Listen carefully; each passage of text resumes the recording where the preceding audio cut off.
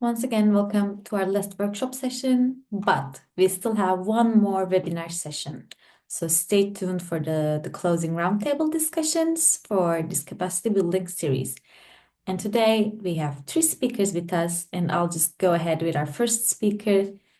Aline Albertelli is a consultant and a researcher at CAE European Affairs, an EPIC partner on communication, dissemination, and exploitation, and the community manager of b.creative, a global network connecting creative entrepreneurs. You can always check Aline's LinkedIn account as well as Christina's and Martina's. I will put them all in the chat once I'm done talking. And I will give floor to Aline to maybe introduce herself a little bit more and then dive right into her speech. Welcome once again. Hi, everybody. I'm Aline Albertelli. As Felix said, I work for CAE European Affairs.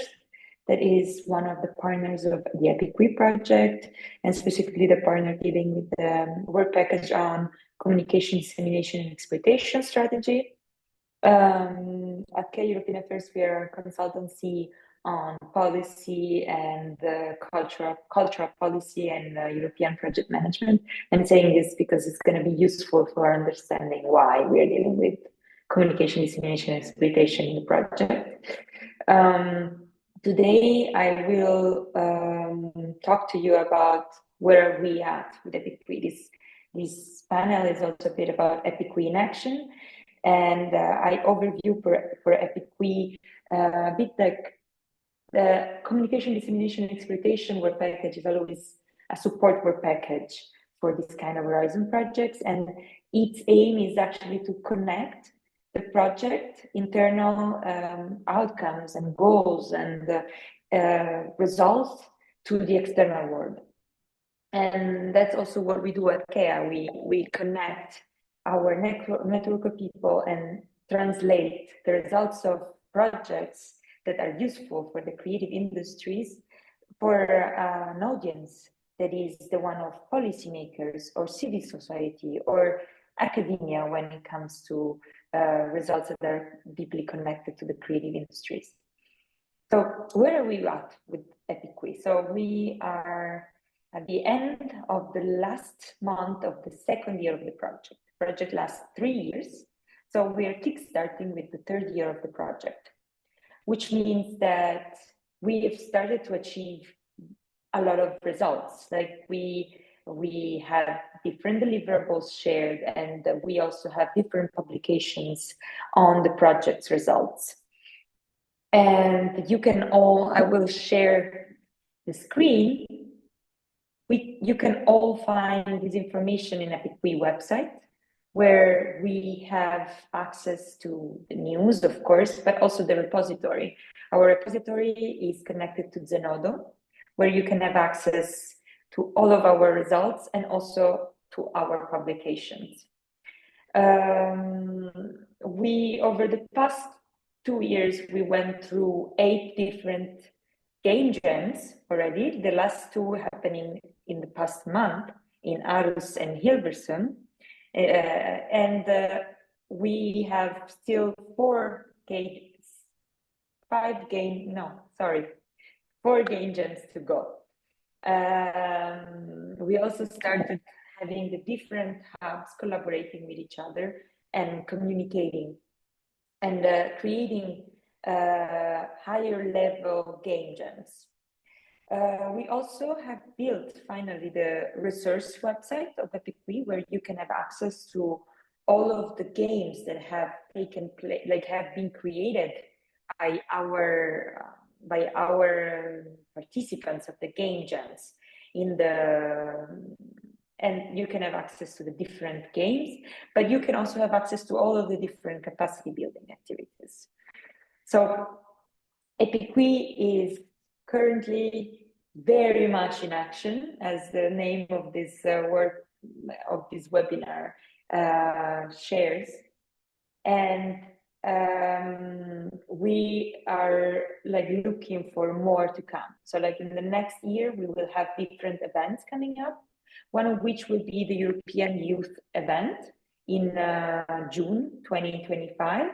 We will participate together with the youth advisory board that is part of EPIC and is one of our biggest results, because part of our youth that have participated to the different game jams have come together, and in the 3 different cultural hubs that are part of EPIC, they have built a youth advisory board, which is one of the best results. Why is this one of the best results of EPIC? Well, we aim to achieve the empowerment of the youth, and thanks to the creation of the youth advisory board, we are witnessing one of the first results of this empowerment process, because the youth is actively engaged in the project, participated to the different webinars that we had before, and will be part of our advisory board,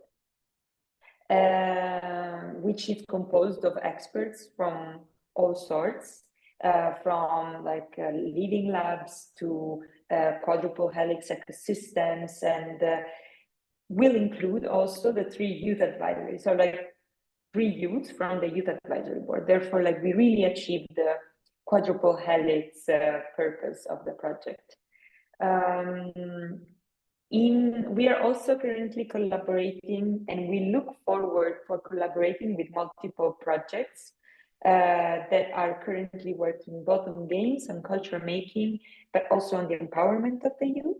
And to do this, we are developing, we are having different conversations. And I'm saying this because we are all ears, our ears are open in the coming year to listen to potential synergies that projects and initiatives at European level and national level could be interested in forming alliances with us, be it because we participate in master classes together, presentations, or because we want to apply the methodology of EPIC within your own project. And this is something that has been happening. And this leads to the next presenter, I think, of this speech, as Cristina Zita, here present, and who will give a speech soon, is part of is the coordinator of the Games for Culture cluster, which the EPIC is part of, and it's a group of projects that deal with the culture making and game making. But she will talk more about it, just as Belit will do. And then what else?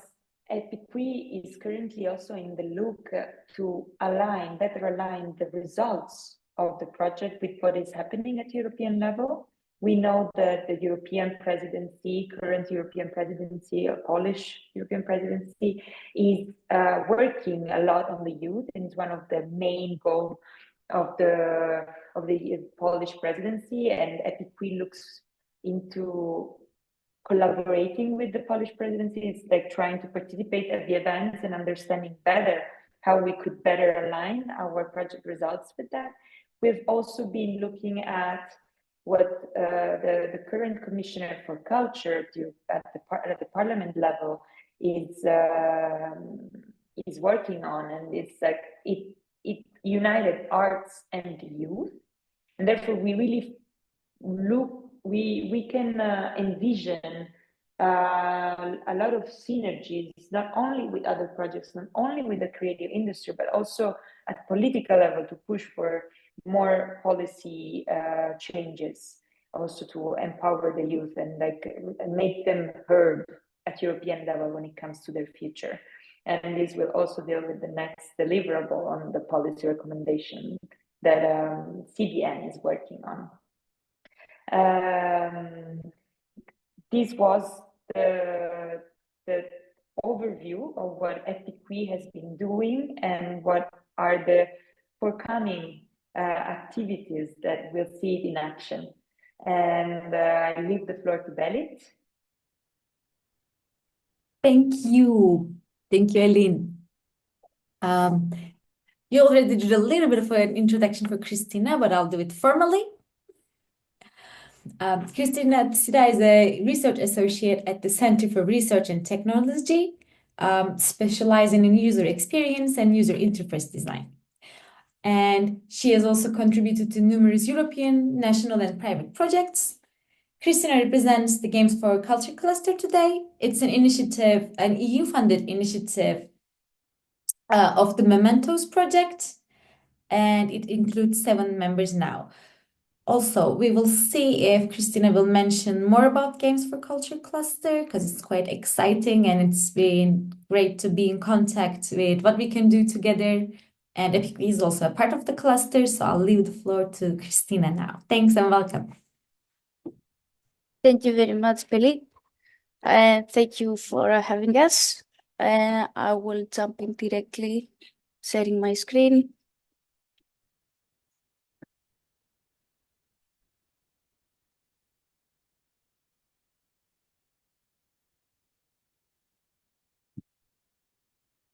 Sorry.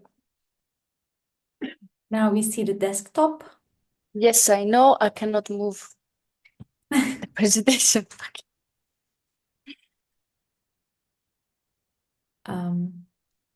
Let's give it a second, or if you want, I could share it for you. No, I did it. Let's see. Now, can you see my screen? Thanks. Thank you.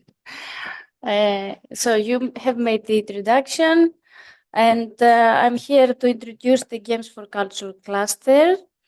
This is an initiative where EPICWE is participating very actively. And now, the Games for Culture cluster, for short is GCC, is about emerging forms of play to benefit society. Horizontal emphasis by all members is given to the ethical aspects of the games, the co-design practices to develop games for society, and also to have innovative technological solutions to improve games in various levels. For example, in education, making responsible business models, having and boosting social cohesion, and enhancing creativity.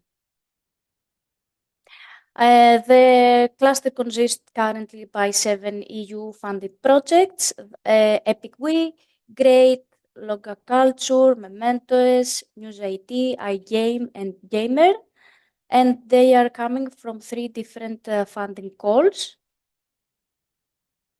Mementos is the project that initiated the cluster in 2023. And our goal is to continuously expand this cluster with new members and strengthen its presence, networking, and impact after the end of Mementos and its current members' lifetime.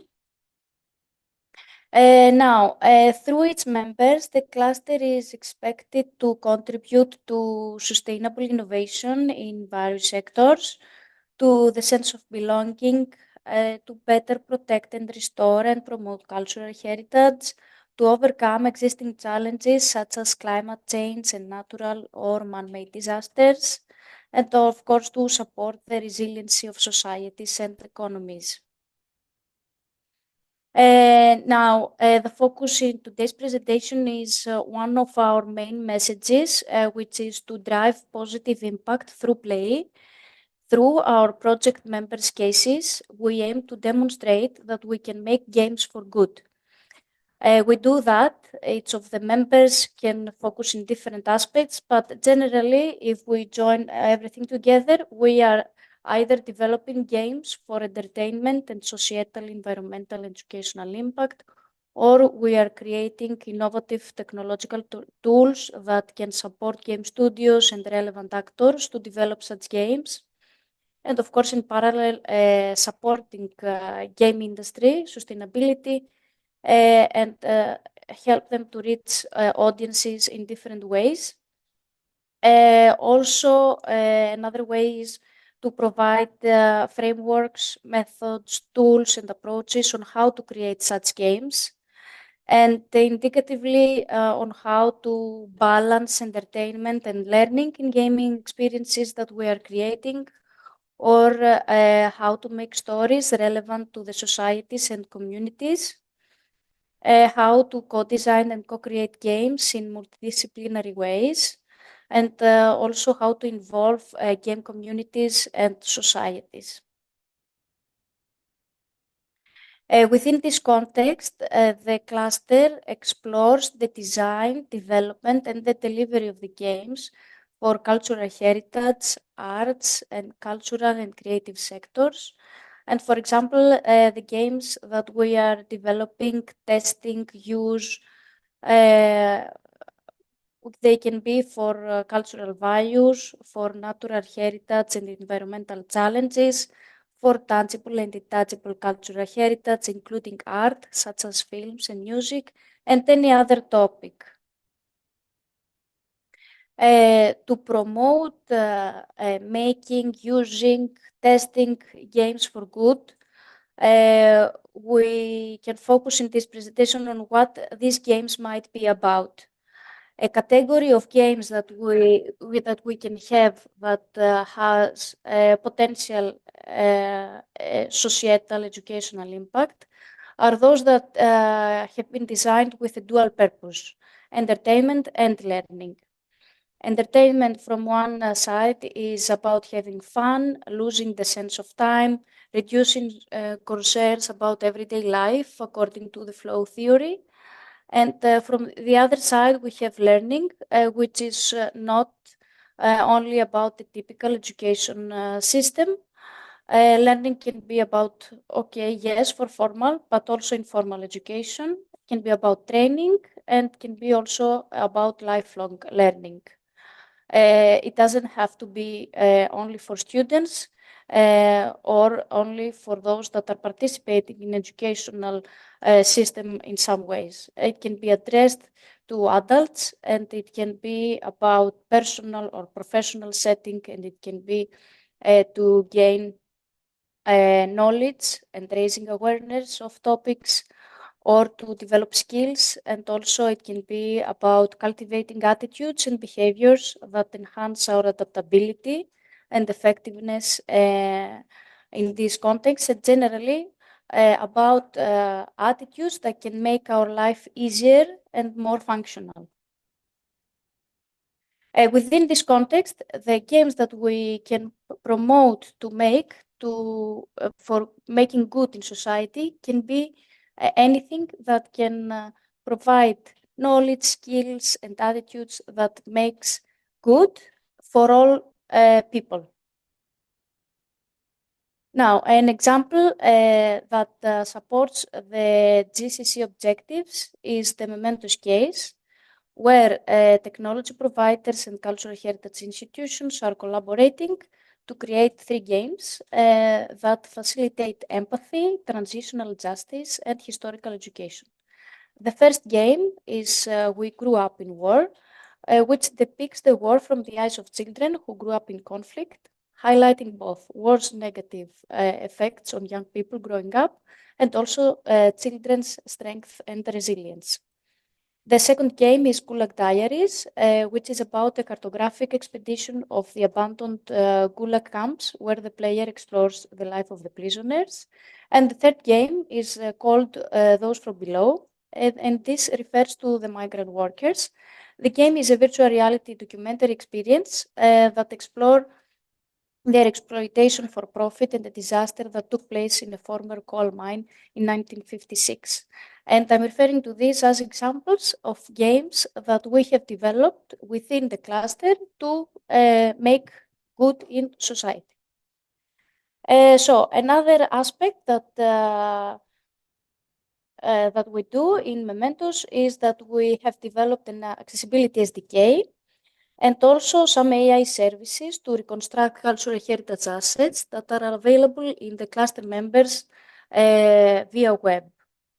For these two, you can find more information on the blogs that we have on the website, and also you can ask me more after this presentation. So in generally in GCC, we are working on liaison with EU funded projects and explore potential synergies, expanding individual projects' impact, sharing discovered knowledge and lessons learned, maximizing dissemination, boosting awareness with stakeholders and policymakers organizing and participating in collaborative dissemination activities such as conferences, workshops, events, white papers, and joint publications. Also, we promote our joint work under the GCC Unified Visual Identity, and we are working on ensuring the continuation of our developed practices and knowledge. You can find the GCC running and upcoming activities on the website, and also you can follow the LinkedIn page. And you can also send me an email. And that's it from my side. If you have any questions, I'm happy to reply. Thank you, Christina. And a general reminder, you can, to everyone, if you have any questions, you can put them in the chat, and in the Q&A, we'll come back to them. But I haven't seen any yet, so I'll move to our next and final speaker of the day. Martina Spans has been in the games industry since 2006. She has a background in game publishing, from web games to mobile F2P to Roblox games, and even some Web3 games. Since 2013, she manages the publishing label tamalaki.com. I hope I pronounced that correctly. It's a boutique F2P mobile game publisher with a hands-on approach, specialized in hidden object, match-3, and simulation games. So I'll leave the floor to Martina now to go along with her speech and maybe a further introduction if she wishes to. Thanks. Thank you very much. Very, very complete. So thank you for that. All right. So let me also share my screen. And start the presentation. Can you confirm you can now see it? Yes. All right, perfect. So once again, my name is Martina Spaans, and I'm presenting from my role as the General Manager of the Dutch Games Association. So that's the trade association for all Dutch game companies. So not just game developers, but also publishers, or like think of service companies that offer like localization or audio, or any service that basically a game developer might need. And whereas the Dutch games industry was kind of divided in sort of two parts, you could say, where one part focuses on publishing entertainment games, and the other part focuses more on applied games. So any game that has another goal, where entertainment basically is a secondary goal next to either training or education or rehabilitation, well, you name it. This slide is just like showing a few of our members. We have over 150 companies that are a member of us today. What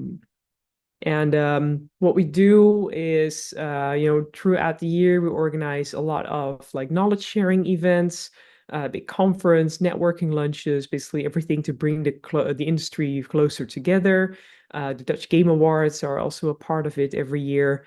Next to that, we're also, for anyone who has questions about the games industry, we're sort of the first point of contact.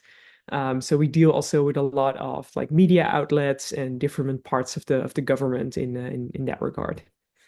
Before I'm gonna sort of dive more into the topic of today, which is kind of culture in games, just to give you like a scope of the Dutch games industry. So there's about 650 Dutch game companies registered now, and there's about 4,500 people working in there. So you can imagine with those numbers that most of the Dutch game companies are actually quite small. There's a few outliers, like a few very big companies, like Guerrilla Games, for example. But most of the Dutch game companies are relatively small teams, so ranging from like one person to like 8 people or something. But even though that is such a wide and strange spread of different types of companies and networks, we can define what actually makes a game Dutch. And that's something that we have sort of tried to capture in a set of values that you see here.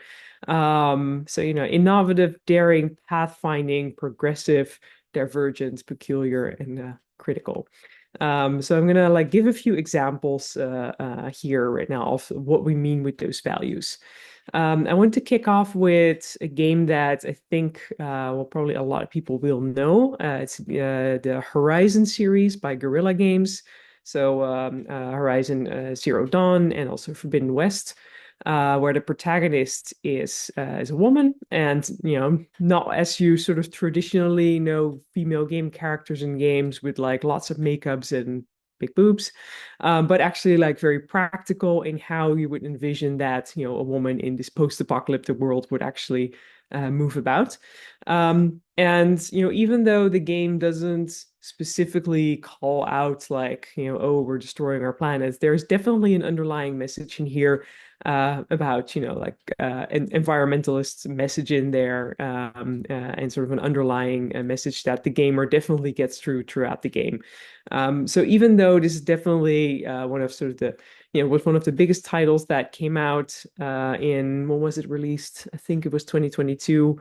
We have very, very big budget. But yeah, they the Guerrilla decided to sort of take that progressive approach and risk it sort of, and still they got like a huge success. The game got very critically very, very highly acclaimed, and was also sort of a commercial success.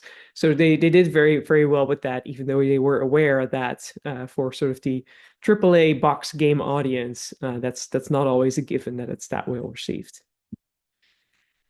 A very different example, but one that I would really love to highlight as well, is the game Secret Shuffle by indie game developer Adrien de Jong. He's a solo game developer who works with a team of freelancers for things like audio. He designed a game where everyone plays it on their own phone with your set of headsets, and you are all listening to the same song that you're dancing to, except one person, and they have to fake that they are like dancing to the same song, and then you have to like sort of spot the faker and point them out. So it's like it's a game, but it's not a traditional game, right? It's something that you could sort of play at parties, or I played it a few times in a networking setting. Well, that was definitely a good icebreaker to sort of get to know new people. And in that way, it's sort of pathfinding that, it even makes you question like, what is a digital game? I mean, it still uses a screen. It still uses, like that, you can download it through the App Store. It's digital media. But it's not sort of a traditional game in what you expect from a game where you're just staring at a screen and you're having like a solo experience. So in that way, it's also like, these kind of pathfinding games, also something that we've seen more often sort of in the history of Dutch games, where sort of that whole definition of what is a game is questioned. Oh, yes. Okay. And another nice example that I wanted to point out is Station to Station by Galaxy Grove. So the gameplay itself, I mean, it's a very nice sort of puzzle mechanic where you have to link train stations together in a very effective way. But the innovation in this game is also from a technological perspective. I mean, the graphics are like really stunning and very, very highly detailed, but it's all made using voxels. So basically, 3D pixels. And that's sort of, I mean, people associate voxel games with something like low poly, low quality, something that is sort of easily made by people who are not artists. But they have sort of taken this way of visual game creation and made it into something like really stunning and beautiful. And that also had never been done before. So in that way, also like a big innovation. Some other nice examples, the peculiarity. I think Dutch have a specific sort of sense of humor that resonates well with most cultures around the world. And that, works very well, for example, for the game Good Job, where you are basically the son of the boss and you're going to take it over the factory of your father. But you don't really have any talent to do that. So basically, it's a series of like messing things up into the production process. And this was a sort of first party deal with Nintendo. And Nintendo is very peculiar about the types of games that they really sort of sign off with their own logo and their own brand attached to it. But sort of this Dutch quirky kind of humor managed to persuade the Nintendo management team to do it and to start this cooperation and bring out the game. And it was also quite a success on the Switch. So that's also an example of like some Dutch cultural quirks that work well across the border. Some other examples I'm going to quickly go through because I don't want to like talk for too long. Bumpra Cyberpunk, a game by Team Reptile that really took the sort of street culture and skating, like we said, the skate culture and breakdancing culture, and put that into a game. And they amassed quite a fan base by sort of taking that street culture and game culture and putting it together and making something truly unique. So that was also sort of an interesting example of like how do you take modern culture and you pour it into a new experience. Next one, Hidden Folk, also by Adriaan de Jong, so the same guy who made Secret Shuffle. Where I mean, you might have heard of these things like Where is Waldo, the books with like these big search images and you had to like find a particular person. So in this game, you had to also search for specific scenes and like solve little puzzles. So that's nothing unique in that sense. But what's sort of more unique and groundbreaking about this is so the way that small details and sound designs and everything was added to it. So it might seem like sort of a relatively simple production at first, but it actually went really deep with several layers behind it. I included this because it was a huge business success, and where he managed to start up this game with a small cultural fund from the Netherlands. He managed to like turn that together with, again, a team of freelancers, turn into a multi-million success. So that's also an example of how a game that doesn't really seem like sort of a culture game at first actually has, well, I mean, first of all, it was started with a culture grant, and it has sort of these cultural hooks into it, and it can still become a big commercial success. At the other end of the spectrum, a game that has been around for like 20 years, Age of Wonders, from Triumph Studios. I mean, this game has a culture on its own with people who've played the first one and like still, the last installment that was released in 2019. People follow the entire series, and like you can imagine that every edition of it becomes like more and more sophisticated, and basically have that whole sort of culture built up around the fan base. And I think this is my last example, Deliver Us Mars, which was also a part of a 3-game series, where it was also like the first one was Deliver Us the Moon, the second one is Mars, and the third one, Deliver Us Home, which is being worked on right now. Like this whole story about sort of the space exploration and also personal drama involved with it, which again was also, it was started by a combination of cultural funds, but together also with crowdfunding through Kickstarter, and also like building up sort of the fan base and bringing that together, and also being quite. The first one was very successful. Second game was a little less successful. And because of that, for the third game, they had to scale down their team massively, and their third installment is delayed a little bit because of that. But like still with sort of relatively small team, they managed to create something that looks absolutely stunning. And it's also a good example of sort of the resilience of game developers. Okay, then the other side of the game industry that I also quickly touched upon in my intro, the applied games industry. Just a few quick examples also of the innovations there. Here you see the Tovertafel, the magic table in English, and it helps people with dementia to sort of become more physically interactive. It's small things as reaching across the table to interact with the projection of like a flower or a photo or a memory. So people who have dementia are mostly stationary, and this challenges them to still move and interact.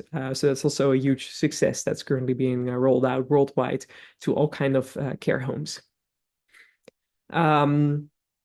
The I'm actually not sure what the English title of this one is. We just call it the surgeon game. So it's a game that teaches surgeons to train their hand-eye coordination. Of course, those kind of training videos and software already existed, but by turning it into an actual game, they see sort of higher engagement, longer sessions, and actually better result also from the surgeons who are trained with this. So that's also a nice example of how games can definitely sort of help to expand on more traditional training methods. Hack Shield, a game that teaches kids to safely navigate the internet, not in a sort of boring, explainy sort of way, but in interactive puzzles that tell them all about phishing and hacking and password protection and all those things.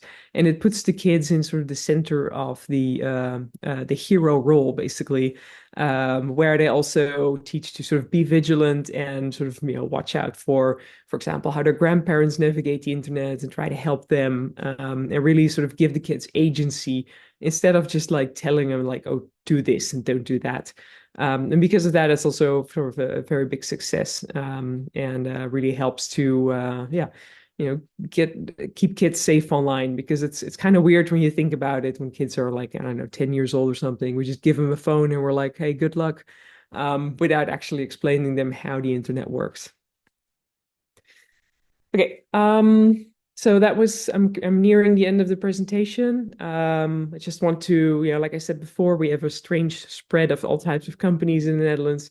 Here's a few of the biggest ones, where a lot of these names you've probably never even heard of, because most of them quite sort of kind of operate more, behind the scenes. And it's mostly the games that they put out, sort of the products that you know. Like, for example, Azerion, that's the company behind websites that like gamesgames.com, or in Dutch, spelletjes.nl. So these websites where you can just go in and play some silly games. Or Nixus, for example, that's another nice example. They are the company that are porting, for example, the new Spider-Man game that first came out on the PlayStation, and Nixus ported it to a PC version. It's just technically very, very complicated. And of course, no one who buys the PC version like really thinks of that, but it's really cool that we have one of those companies in the Netherlands.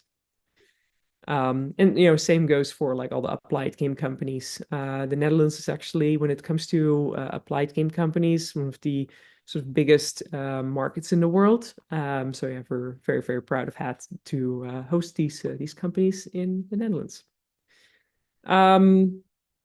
That slide was not interesting. This one is interesting, I think. Like half of the country plays games, and that's definitely something that a lot of people underestimate, how many of us are playing games. And with that, I mean all the games, every games, right? So also, that sort of little Yahtzee puzzle that maybe your neighbor does every day on her phone. She might not call herself a gamer, but she is practically. And it's across that for all of Europe. Like we could say half of the population plays games, and the average age is actually a lot higher than we think so. The average age across Europe is 31 years for a gamer. All right, I'm running out of time. On one last thing, I also wanted to highlight that about half of the games is female. And women and girls who play games are 3 times more likely to end up in a STEM career, science, technology, engineering, mathematics.